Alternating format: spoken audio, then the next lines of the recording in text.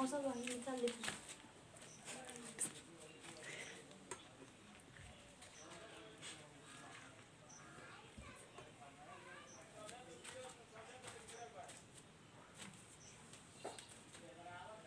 हम लोग आज पढ़ रहे हैं अम्ल क्षार तथा लवण। इसके लिए आज हम ट्रिक पढ़ेंगे और ट्रिक में हमें पढ़ना ये है कि अम्ल के बारे में सबसे पहले हम जानेंगे। किसके बारे में? अम्ल के बारे में। अम्ल जो होता है ये अम्ल नीले लिटमस पेपर को लाल कर देता है। क्या करता है? नीले लिटमस पेपर को लाल कर देता है। इसके लिए एक ट्रिक होती है कि अनीला। क्या होता है? अनीला यानी ABR।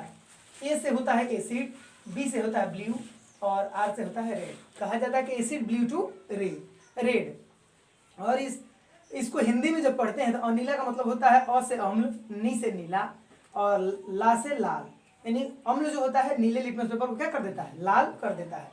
अब देखिए जब आगे बढ़ते हैं रासायनिक यौगिकों का जब हम वर्गीकरण करते हैं तो रासायनिक यौगिक 3 आधार पर बढ़ते हैं। पहला जो आधार होता है अम्ल, दूसरा होता है क्षार, तीसरा होता है लवण। और इसके लिए जब हम जानते हैं तो अम्ल जो हमारा होता है ये क्या होता है? अम्ल के बारे में हम अभी आपके लिए एक ट्रिक बताया हमने कि अम्ल जो होता है क्या करता है? अम्ल नीले लिटमस पेपर को लाल कर देता है। किसको? नीले लिटमस पेपर को लाल कर देता है। और अम्ल को इंग्लिश में एसिड कहते हैं। क्या कहते हैं?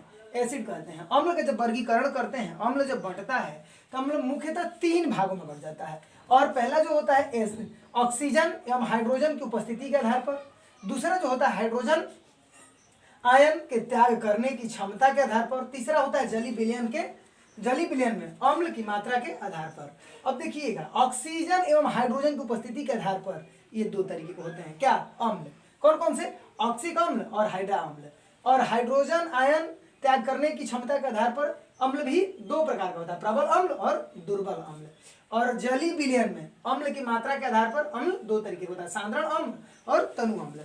आइए अब सबसे पहले हम जानेंगे कि ऑक्सिक अम्ल क्या होता है। जो ऑक्सीजन एवं हाइड्रोजन की उपस्थिति के आधार पर जब अम्लों को देखा जाता है तो इसमें ऑक्सिक अम्ल क्या होता है, हाइड्रा अम्ल क्या होता है। देखिएगा ऑक्सिक अम्ल का मतलब जिसमें ऑक्सीजन हाइड्रोजन के साथ ऑक्सीजन उपस्थित हो उसे हम ऑक्सिक अम्ल कहते हैं। जैसे H2SO4 चाहे HNO3, ये जो होता है क्या होता है? ऑक्सिक अम्ल होता है।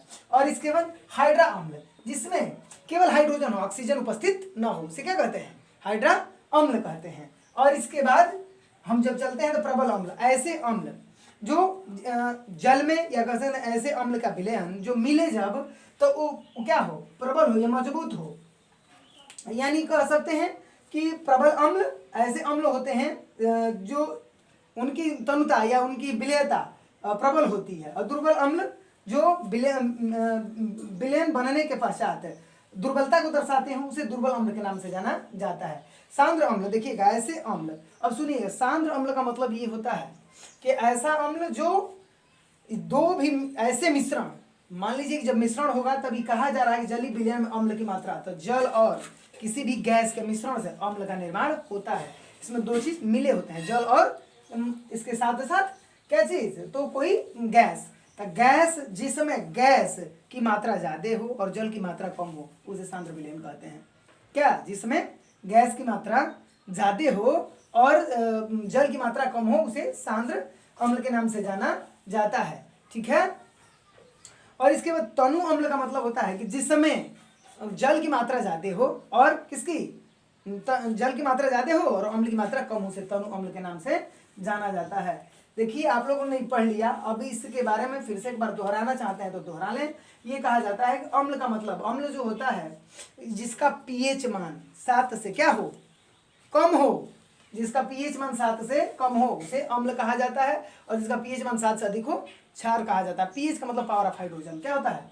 पीएच का मतलब पावर ऑफ हाइड्रोजन। पीएच लिख के आता है ना। मान लीजिए एक स्केल बन गई है सर और इस स्केल पर यहाँ से हमने चलना शुरू कर दिया है। लिख लिया 1 2 3 4 5 6 7 8 9 10 11 12 ऐसे डट डट डट डट बढ़ते रहेगा। तो यहाँ जो आएगा ये उदासीन होता है और यह कंडीशन केवल जल में होती है। किसमें? जल में। इधर क्षार इधर अम्ल। अब जिसका मान इस से कम हो जाए तो अम्ल कहलाएगा, इससे ज्यादा हो जाएगा क्षार कहलाएगा। आइएगा सबसे बड़ी बात हमने अभी समझाया आपको, अम्ल जो होते हैं मुख्यतः अपने कंडीशन के आधार पर 3 भागों में बांटते हैं।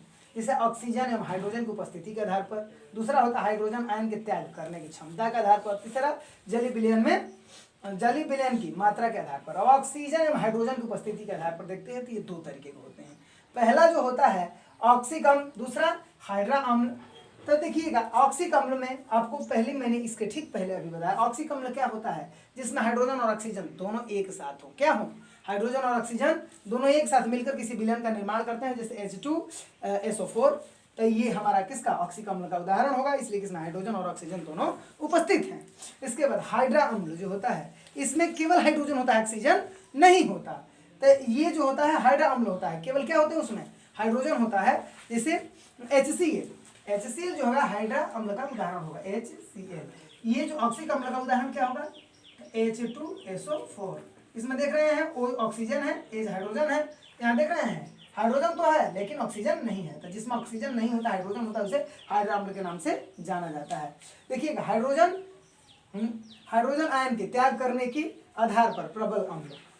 देखिएगा ऐसे अम्ल जो क्या करते हैं, पूर्ण रूप से जाकर जल में विलीत हो जाते हैं या मिल जाते हैं या वियोजित हो जाते हैं, प्रबल अम्ल कहलाते हैं। कैसा?